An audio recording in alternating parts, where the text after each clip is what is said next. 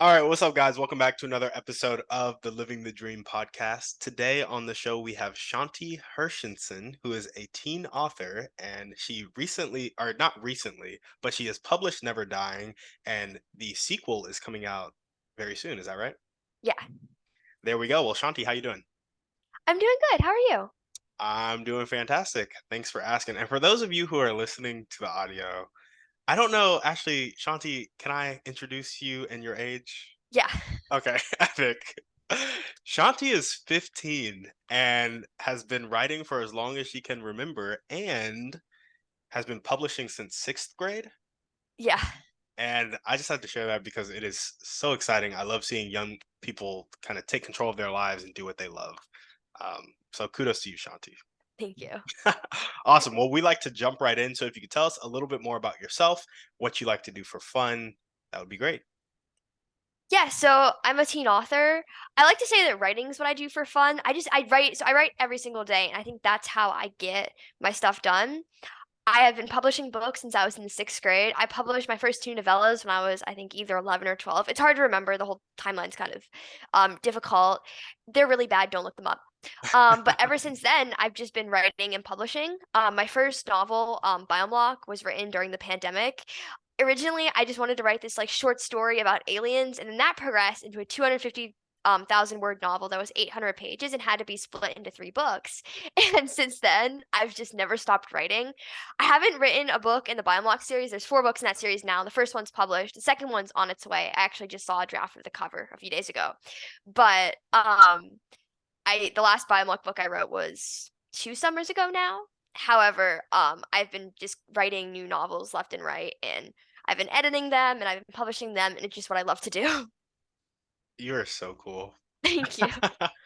So I guess my question to you is, have you created any new words in the English language yet? Because that's like the next thing you have to do. Some of my books I have accidentally come up with new words, not like brand new words. That was a total joke But question, by the I way. like had to come up like there are some words I'd be like, "Oh my gosh, this is like the perfect description." So I didn't know that agitatingly isn't actually a word. And then disallegiant, which is like because allegiance a word, but disallegiant isn't. And I like titled a chapter that and I was like, wait, this is not a word. So I had to paste a whole definition in the like footnotes of the book. That is So so, there's like, yeah, whenever the book comes out at the end of the chapters, there's like a little note that's like the definition. It's really interesting. yeah, that is so cool. That is so cool. Well, I guess your occupation right now is school. Is that right? Yeah, I gotcha. And freshman, sophomore in high school? freshman. Yeah, Gotcha, gotcha. Do your friends think you're as cool as I think you are? I hope. I'm not sure. um, like they were definitely some of them were fairly surprised. I have to say some of my friends don't know. It's really funny because I don't openly like talk about it that much at school. Like sometimes I do. So I have some friends that are like, "Oh yeah, she likes to write," but they don't know like the whole thing. Yeah, yeah, I gotcha. I gotcha. Well, tell us a bit more about your motivation. What really gets you up and keeps you going every day? I think the idea of like just creating this entire new world is extremely motivating to me. I get that question a lot. I'm always so confused on how to answer it because it's just like every day I've just woken up with this like drive to write. But honestly, I do love creating new worlds and new characters because I don't really think about what I'm doing as I'll do it. And occasionally I'll look back and I'll be like, oh my gosh, this character, like they feel like real. This is so cool. Like I've come up with this whole elaborate person and this whole elaborate storyline. And this is like all from my head. And it's really interesting. Otherwise, I have to say I've built a habit of writing the same amount every single day. So my day doesn't like feel complete anymore unless I write like my 1,000 words and sometimes 2,000, 3,000, however much. Yeah, I gotcha. I gotcha. Did you get that out of Stephen King's book? I have his book. I haven't read it. I feel so bad because I really want to read it. Mhm. I haven't yet. I gotcha. He talked about that in his book Yeah. on writing. He's like, write for either a set time or a set number of words or whatever it may be per day. So interesting. Yeah. Ah, you're such a beast. Thank you. um, do you like to read as much as you like to write? I think I like to write more than I like to read. However, I do like to read. When I was a kid, I just would read constantly. I have to say I had a lot of Minecraft books on my Kindle that I would read. I read a lot of like Diary of a Wimpy Kid. I think I read Warrior Cats. I've like read basically every middle grade book that like was really popular at one point. I definitely probably still have it or I read it. Hmm. I gotcha. Yeah, the Warrior Cats, those were some cool Yeah. books for sure. Um, just curious, when you're doing your homework, is it so writing for a lot of kids is a really tedious thing. Like they'll have an essay that's maybe 1,000 words and they don't want to write it. But like when you get writing assignments, do you just blow them out the water, or is it difficult because it's a different type of writing? It depends on the assignment. There are some assignments that it's like, okay, I'll finish it in like 10 minutes in class. My teacher will be shocked. Otherwise, there'll be some assignments that's like, oh my gosh, I don't want to do this. Because it kind of depends on whether or not I'm passionate about the topic. And even if I'm not, it depends on whether or not I have like a strong idea for it. If I have to spend like an hour coming up with an idea, it'll usually take me longer. But otherwise, yeah, I think I do finish my writing assignments really quickly. I gotcha. And are you as strong in like other subjects, math and science and stuff, or are those kind of like, yeah, you're just kind of like a regular kid in those? I think, I don't know, I struggle a lot with math. So I gotcha. I gotcha. yeah. Cool, cool. Well, tell us about your dreams and goals. What's your vision for your life, vision for your novels? Well, I definitely want to be like a really famous writer, like Stephen King level. That would be so cool. I really one day want to see my books be made into movies or TV shows. I think just everything along like the lines of that would be incredible. Come a year ago and I would have said I want to have a book signing, but I've already done that several times now, so I can't really say that anymore. But really just like to be like successful and to like kind of change the world with my writing. I think it would also be cool to dabble in like screenwriting or journalism, but just as long as it's writing, like I'm happy. I gotcha. I gotcha. So it doesn't necessarily have to be fiction because journalism would excite you too. I think so. I don't think it excites me as much as like fiction, but it's still something that would be kind of interesting to do. I gotcha. I gotcha. And So, then I want to be a creative writing professor too. oh, okay. Okay. Why creative writing professor? Because I feel like writing and teaching are two very different skills. I like helping people like as much as I like writing, and often that's something that intersects. I have a lot of people reach out to me with like all these questions about writing. I'm actually right now planning a writing course to hopefully happen at the beginning of 2023 in which I'm going to try to help people with like writing, publishing, and marketing through these like lessons and Zoom calls. I'm really excited for that. I'm a little nervous because like I don't know. I get a lot of questions and I don't have time to answer them, so I'm hoping like I can make money off of it. But I think like it's really fun to help people. I don't know if I could be an English professor because like I don't know how to teach like a book as much as I do know how to teach like different like aspects of writing and different writing styles. So Yeah, I gotcha. So what have you learned about marketing your book so far that you're going to share with people? Because you're like, marketing is a really nebulous thing for a lot of people, especially entrepreneurs getting into the game. And you seem like you have some experience under your belt. So talk to us about that. I have so many mixed opinions on marketing. It's like honestly, it's one of my favorite parts of the whole process because to put like, work into the book is one thing, and to like work on this book for months, but then to actually see people buy it is another thing. But you can write like a completely amazing book and you can put it on there and no one will buy it. Like, Yep. especially with self-publishing now, it's very hard to get your book out there. But I've learned that you can't just stick to one marketing outlet. That's not going to work in the long run.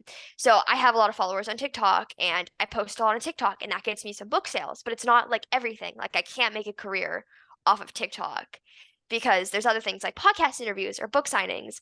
So really just a whole kind of blend of all this stuff is super important. And then also like you have to come up with a marketing plan. Like with a lot of my previous releases, I've just been like, I think I'm gonna do this. I'm gonna do like a free Booksy promotion. I'm gonna post a TikTok, and then I do that stuff, and I'm like, well, what do I do now? And what I found is to have this concrete plan of how much money you're gonna spend and when you're gonna do something is so helpful. Because Never Dying, which released a few months ago, it's about to be my most popular book. I'm getting there. Yeah. And this is the first book that I had this really concrete plan that I actually like stuck to and I actually like just completely went through with. I gotcha. I gotcha. And so in the marketing plan, it'll be a kind of conglomeration of TikTok, podcast interviews. And when you say spending the money for marketing, are you talking about Facebook ads? Are you talking about some other form of ads? I think so I like using TikTok ads, especially since now I have almost 50,000 followers on TikTok and now it's like most of my TikToks will do fairly well, but occasionally I'll have one that will just absolutely flop and then with that I'll use a TikTok ad and I'll get it out to some people and then it might start to do well. If not, I usually leave it.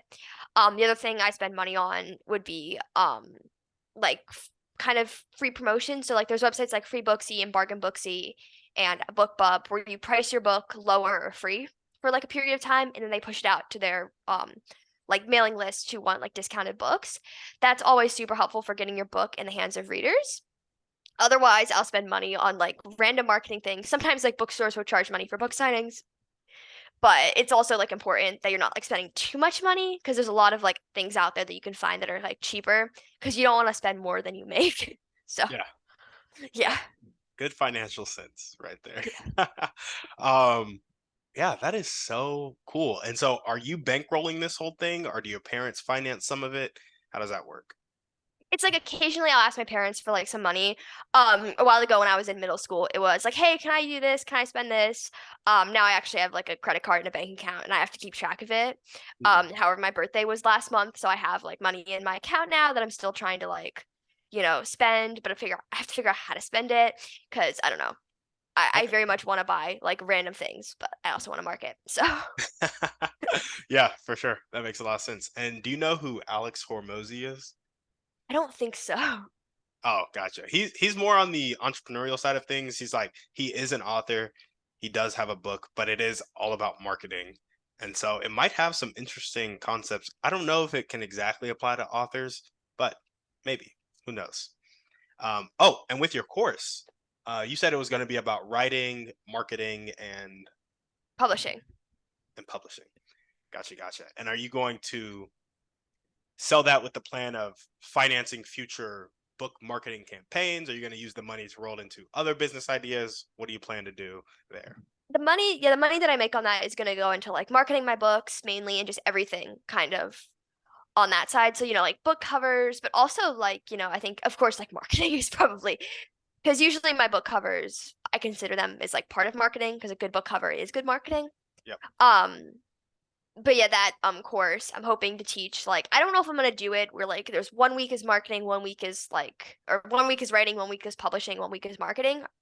Because my other idea is like one day is like you're gonna learn a bit about motivation, you're gonna have an assignment related to that, and then the next day is like writing, and then there's gonna be like a day in which I post some good resources, and then like a publishing day or marketing day, and then regardless, like every weekend is gonna be a Zoom call with everybody.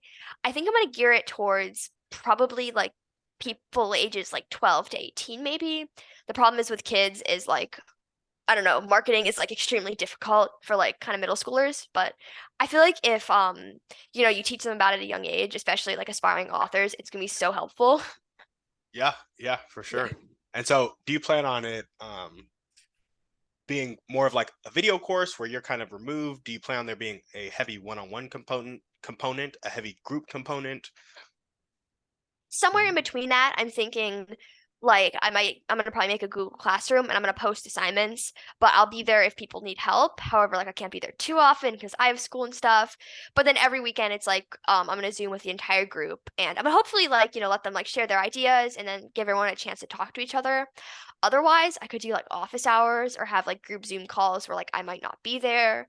I have so many ideas that I'm kind of only in like the first stage, but I think this is gonna be something that's like really cool. It's like I could also teach kids about the things I wish I would have learned like when I was their age about writing and everything. So Yeah, absolutely. Man, I think that is just so cool. I think it's so cool. I guess my thank you. last question about the course, I feel like I have a couple more, but I can only think of one right now. Do you know what your pricing is going to be right now? So originally I was gonna do it $25 for 1 month, but then I was like running it by some people and they're like, that's too cheap. Like so Yeah, anywhere between 25 to $100. I was thinking maybe $50 because I think a lot of like parents are gonna be like, no, you can't pay money to a 15-year-old to teach you. So I'm not too sure, but I'm hoping like enough that I'll actually be able to really make enough and then put that money into marketing and also like future classes because the more I can spend hopefully the better the class can be. yeah, yeah. I gotcha. Dang, I feel that 25 to 100 for a month. How much money would be like ideal for you to collect from that in a year? So I'm hoping to get at least a few $100s to $1,000 just in general. However, say I do like an actual 12-month course and it's like you pay per month, then I can make some good money. The problem is like traditional like writing courses and writing workshops are like anywhere from like $500 to a few thousand. However, I don't want to charge that kind of money because I feel like a lot of like people can't afford that, and it's also good to like give opportunities to people who can't afford that. Like I don't know if I could afford like $1,000 for like a writing workshop. It has to be like really good for that. And because it's like my first one, like I don't know if I'd do that, but maybe like 100 would be pretty good. That's still like really cheap. And I also want to do like, oh, this sounds really pretentious. Like I'd offer like kind of like financial aid for people because like I understand that like a lot of people like can't afford that, but they still need like, writing classes. They still need to learn to market. So Yeah, yeah, no, absolutely. I I love it. I love your heart in it. thanks. Can I give you a perspective that I have? Of course. Awesome.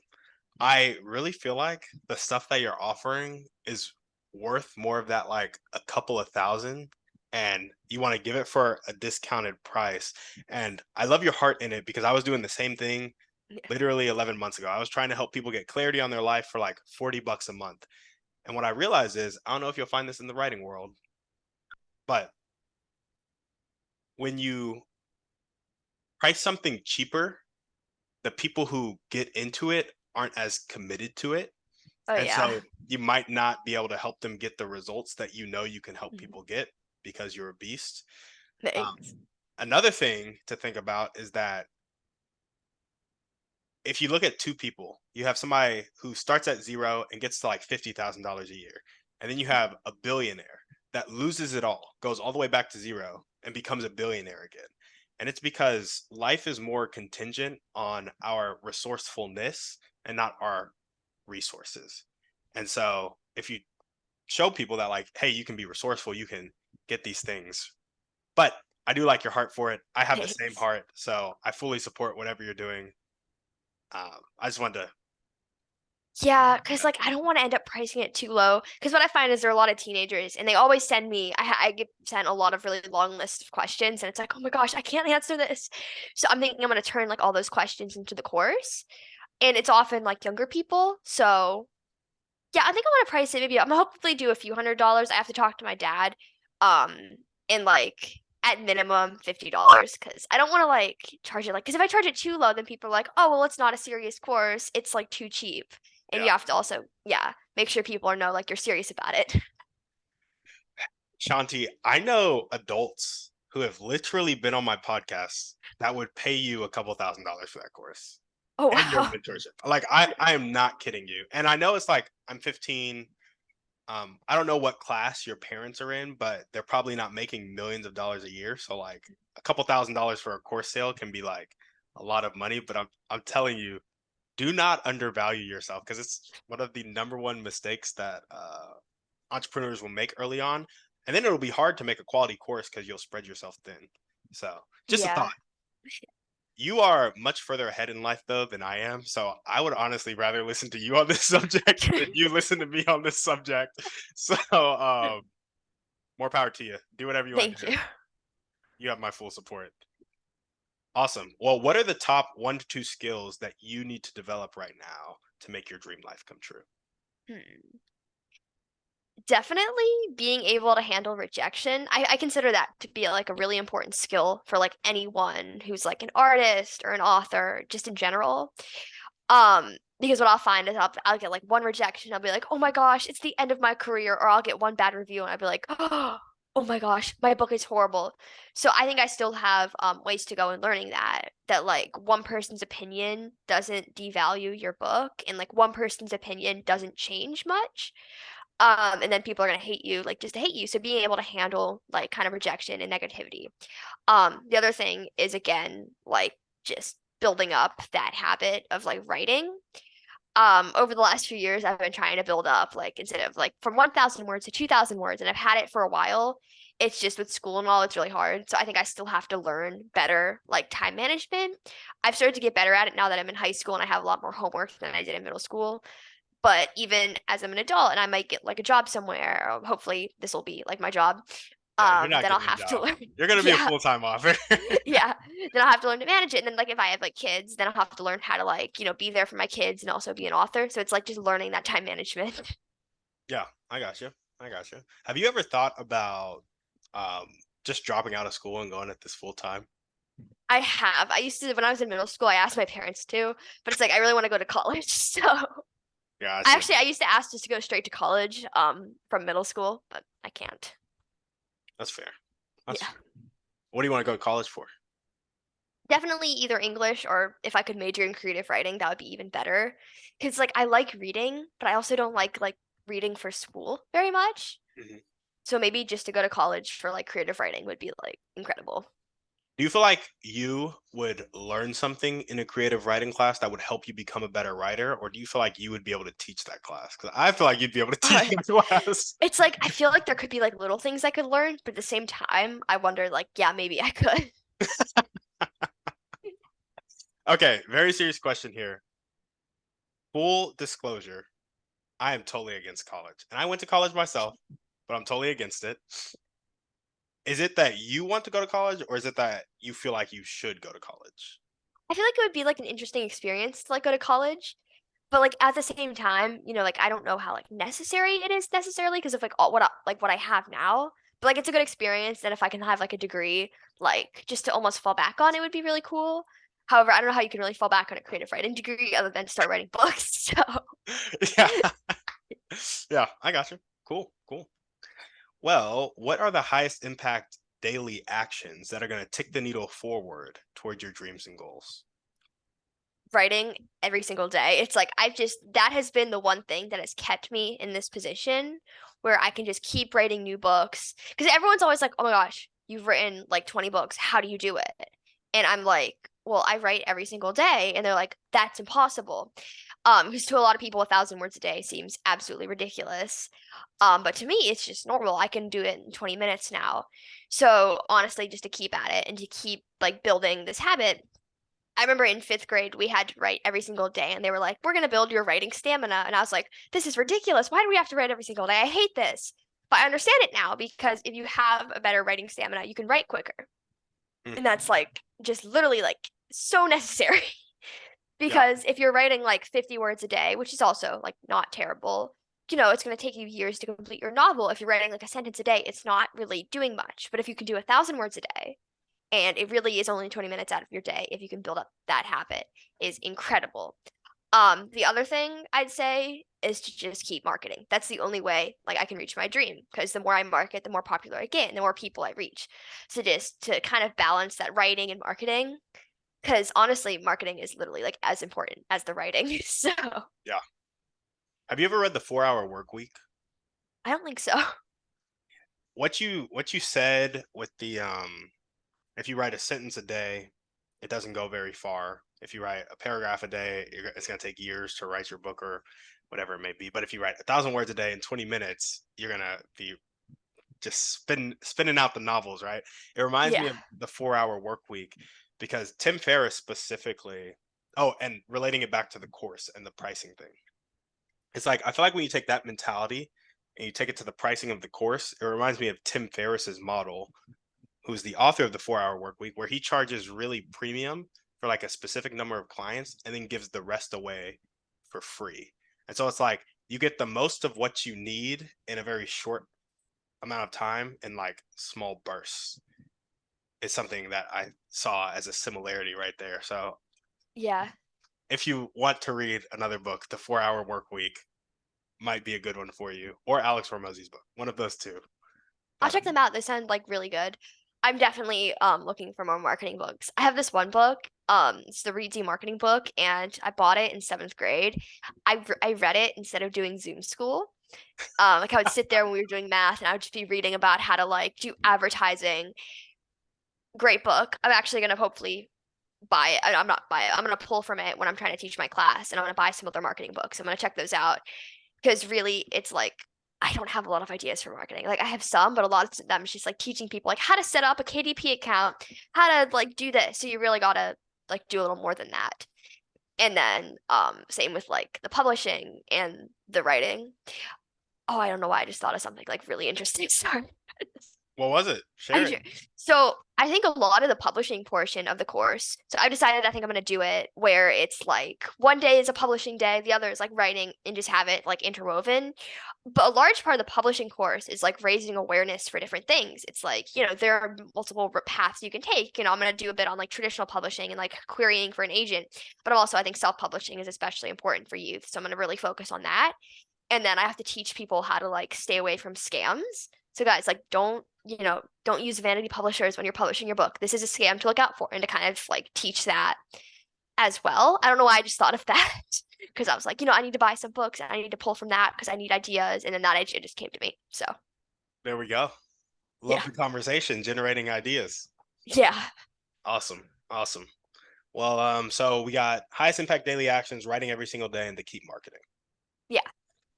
What character trait do you most need to develop right now to make your dream life come true? That's such a good question. I want to say resilience, but I also think I'm a very resilient person already. So kind of just enforcing that skill is really important.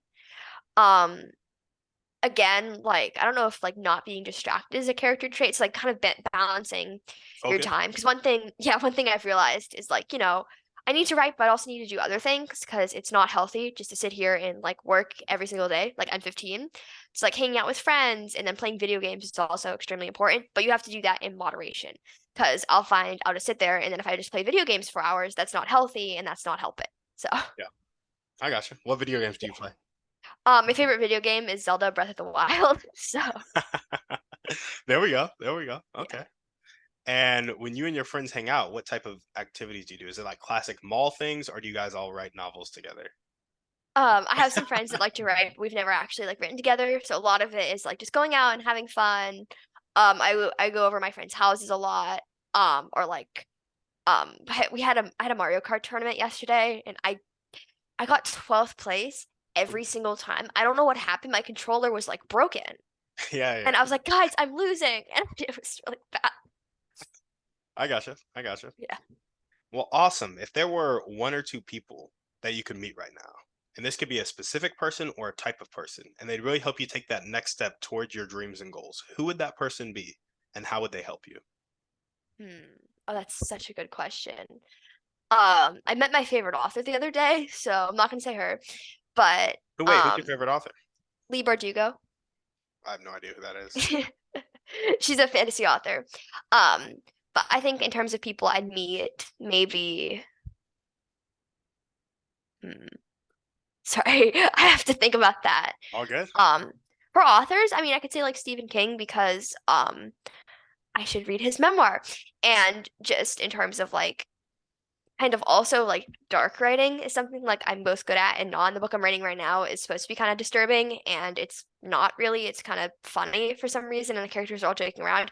So to kind of learn how to make your books darker and to include like more horror in them would I feel like something I could benefit off of learning.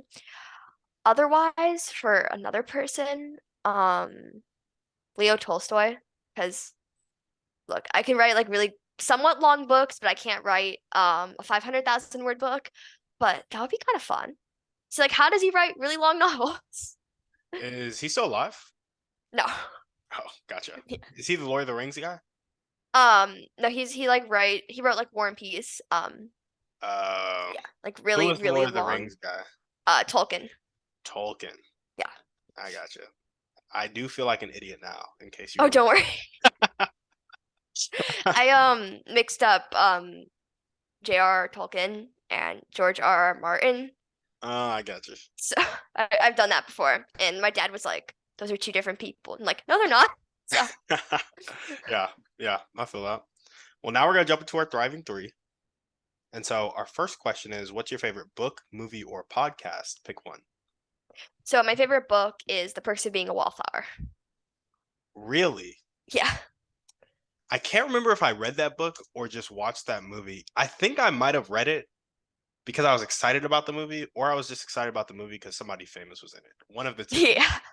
But it's good movie. Yeah. Good movie. Can't remember the book, so I probably didn't read it. The book is like it's really really good. The movie is like really close to the book. It's just like there's like a couple scenes like taken out, but it doesn't like change anything. Hmm, So I got you. And what is one Yeah. way you like to take care of yourself? Definitely doing other things I enjoy besides writing so that I don't lose kind of that like spark. Because I feel like if I'm sitting and writing all day, like I said earlier, it's like it's fun, but it's also, I need to live a little. So I'm gonna try to relearn how to skateboard. Back in like 2020, 2021, I loved to skate so much.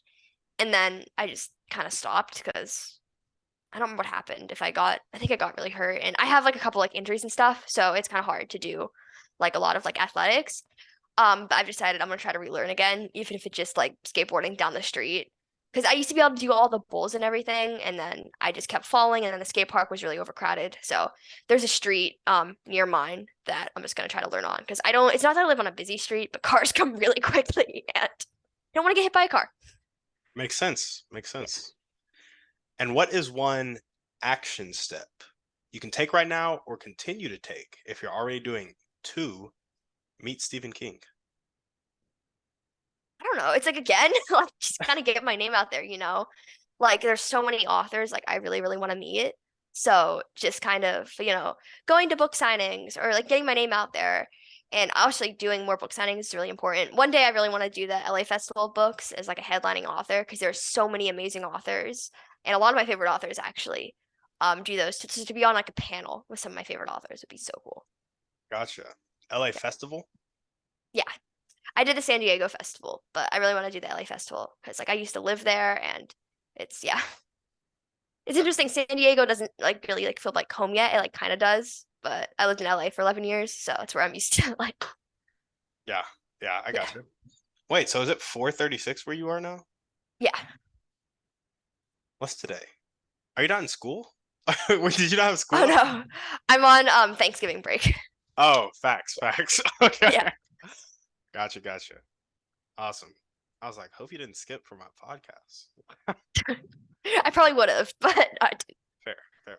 Awesome. Well, now we got our final series of questions, and these questions can get a little bit personal. So I always kind of give this uh, pretext beforehand that you don't have to answer. You can say Okay. pass whenever you want. Totally fine. Awesome. What is one limiting belief that continues to pop up in your life, if any? I think that once you get to a certain age, like you like expire and then you're no longer like good at something. So for example, I remember I turned 15 last month and I was like, oh my gosh, I'm 15. Then I'm gonna be 16, then I'm gonna be 17, then I'm gonna be 18, and then my career's over. So I kind of got to understand that like my career isn't being a teen author. I'm just a teen who happens to be an author. And I use that, of course, in marketing a lot. And it's like really cool. But once I'm 18, my career is not done. I see. I see. Isn't over after being. Gotcha. Yeah. That is it is that is a good, I'm not saying it's a good limiting belief, but it's good that like there aren't other limiting beliefs that come to mind first because it could be like a Yeah. self-worth or a confidence belief. And so Yeah. where does that come from though? That idea that your career will be over after 18? Just the fact that you brand Definitely. yourself as a teen author or Yeah, because that's how I brand myself. So I'm like, oh my gosh, soon I'm not gonna be, I'm just gonna be an author. And there's also like the kind of realization, like, there are a lot of teenagers who have been published authors and they're no longer like they don't write when they're adults. And I don't want that to be me. And I don't think that's going to be me. So I kind of have to just remind myself, like, I'm me and I'm the one who's in control of what I'm doing. And I'm going to be an author when I'm older. yeah, yeah, I gotcha. Do you have any actions that reinforce that limiting belief? So you have that belief and then you take this action as a result of that belief. I don't think I do. That is good. Yeah. That is good. Love it. I feel like this question is pretty self-explanatory. So let's see. I think we're going to skip this and go to the next question. When the limiting Okay. belief starts to take over of your career isn't, or your career is going to be over after you're 18, when you start to have that thought, what actions or thoughts do you resort to in order to kind of take back control? Well, usually it's like I remind myself that, of course, like I can still write and publish books when I'm 18, and hopefully I'll have a big enough platform. And I already do have a fairly large platform that it's like I have, lifelong readers now. And it's not going to matter how old I am. Actually, when I'm older, it's going to be better because my book's going to be better and my marketing is going to be better. The only thing that's not going to be different is that I'm not going to be able to market myself as a teen author, but I can be an author, and plenty of authors who are adults do well. Actually, basically, almost every author is an adult, and Yeah. many authors do well. So, Yeah, I got you. Just curious, this is kind of off the beaten path, but what do you do on TikTok to have gotten to 50,000 followers? so I post a lot about like my books and my story, and also along with that, writing tips because there are so many young people out there who want to do what I do and they just don't know how. So to be able to help them. However, it's like again, I get so many DMs of questions that course is going to be like a real game changer. Yeah, yeah, I got you. Cool. Well, I want to frame this last question. And Alex Hormozy said that the difference between manipulation and help is intent. And I think his point here is that you're influencing people in both situations, but manipulation is about getting somebody to do something you want them to do, while help is about seeking to understand what somebody else wants and then helping them get there. And this question is more about helping people, not manipulating them. So, there's a common saying that you can lead a horse to water, but you can't make it drink. And I actually found out from a guest on the show, Dr. Alan Leica, that you can make a horse drink. You just have to salt its oats. Now, I want you to think of a person with a fixed mindset. They're not willing to accept help. They're not willing to accept change. They don't like where they're at in life.